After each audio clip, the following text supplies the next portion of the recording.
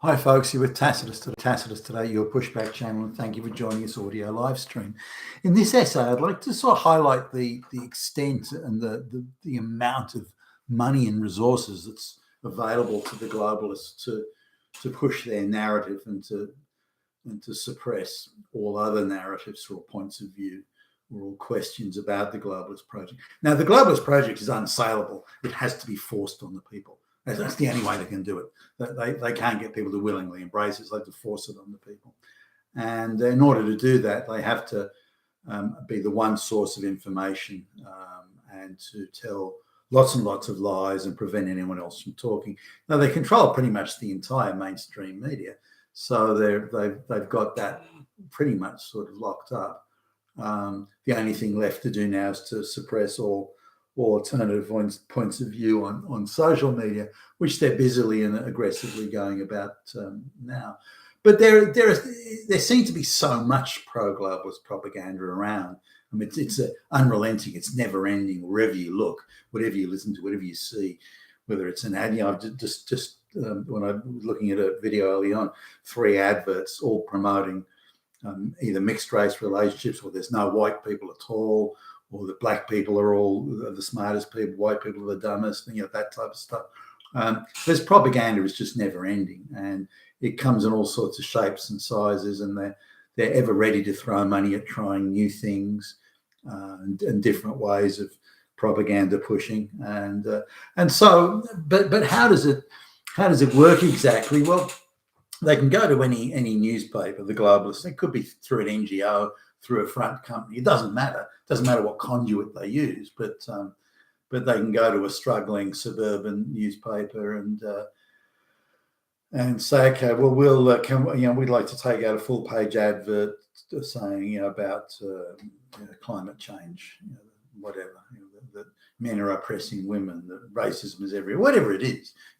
Their intention is to destabilize Western society, and so it has to be propaganda along those lines. So they'll say pay 5 times the going rate for a full page advert, but on the proviso that they get a month worth of editorials saying how climate change is going to end the universe, and the beaches are all going to be swept away, we're all going to be underwater, and so on and so forth. So to do all that, so. And then the newspaper, who's really, most of the people working there are working for free, kids on work experience, things like that. There may be only one person who's drawing any sort of income from it. So they'll do that, and then they'll supply the journalists, and then we'll give you free journalists, 2 free journalists to work there. We'll pay these people. So they're providing a lot of money for paying well over the top for full page adverts. They're getting editorial in return. They're providing free journalists, but those journalists have to be allowed to pump out propaganda. And the newspaper, well, why would they say no? I mean, what's the point of integrity if you've got no money? So the newspaper goes, yeah. So money talks. Now, maybe a full page advert in one of those newspapers is $500 or something like that. But the globalist outfit that wants their propaganda inserted in that newspaper is prepared to pay, say, $3,000. So you get $3,000 and some free journalists, and so you can upgrade your equipment. There's a lot of things you can do with that sort of money. You go, hey, yeah. So it's not hard to get in there, but you even notice it in the bigger firms, where the bigger media firms, bigger newspapers, there could be radio, it could be TV, it could be anything, and they'll say, well, we'll provide the copy for you, we'll give you money, we'll give you journalists, we'll do you want to cover that story over, and we'll pay for you to go overseas, and so on. So they'll materially make a difference to the newspaper. And so, well, if you'll give us an anti-straight white male editorial 3 times a week or 5 times a week, however it is, for the next 12 months, we'll give you $500,000. we'll give you $1 million. And that's chump change to these guys. They're prepared to spend whatever it takes, and through whatever medium. So they'll supply these, zit-faced punk lefty activist, purple-haired so-called journos just to pump out propaganda, and the newspaper dutifully does it, dutifully pumps it out. And they'll hang out, this week we want you to do a story on how evil white men are, next week how oppressed black lesbians are, and so on. So these are how you see these stories. The newspapers aren't choosing to write about that. They're not thinking, hey, we got a readership out there that really wants this. It's not that. They're being paid to do it.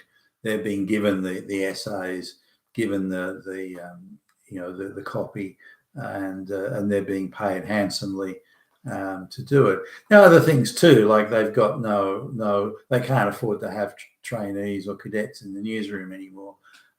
So the NGO will say, we'll give you 3 or 4 cadets. We'll pay for them. We'll cover that cost. They can stay there, and we'll throw some money at you as well. So this has the effect of radicalizing that newsroom, because the deal is that they've got to let those journalists write, cadet journalists write pro-globalist, anti-straight white male, everyone's a Nazi type copy, and they're punk kids, radicalized through the NGOs and the high school and college system, gender studies majors and so on. So this is how they do. Now, I had no idea the extent of it. These magazines that only sell 200 copies or something. And in comes the people, in comes the NGOs to give them all sorts of goodies and money, but they hand out money, in vast quantities. This is how they're able to get their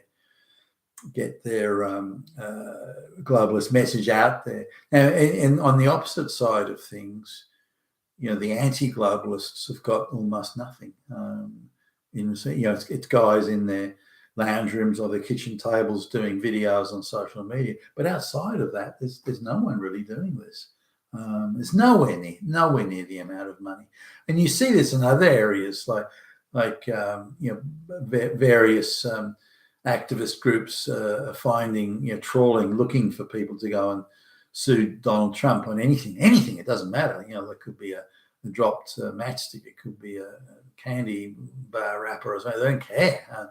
And they'll fund this nuisance lawsuit and throw huge resources at it. Look at Mark Zuckerberg spending hundreds of millions of dollars in a recent election, which given where he was spending that money, it may very well have been decisive in clinching it for a candidate that otherwise was just completely unelectable.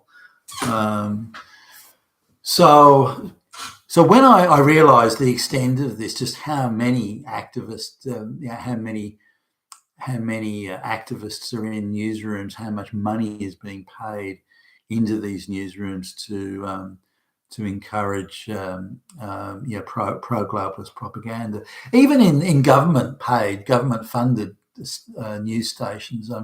These people are given moonlighting jobs, consulting jobs, given all sorts of handouts and inducements to pump out propaganda. It can be anything. We'd like you to do a piece saying how all white men are Nazis, for example. And no, we'll provide the copy. Don't worry, we'll provide what you need. Oh, by the way, I hear your son's school is doing an excursion to Italy to look at the Roman ruins later on in the year, and your son's not going. It's too expensive. We can't really afford it. Well, we've got a scholarship program that it's just exactly for this, for children who want to go to Rome, and we could maybe put a word in, and maybe we could work something out for your son to go. Now let's talk a bit about this all white men are Nazis stuff we want you to put out. So there's various ways of getting to them. It's even in the government funded media outlets. They're just as susceptible and just as open to this as really the private ones.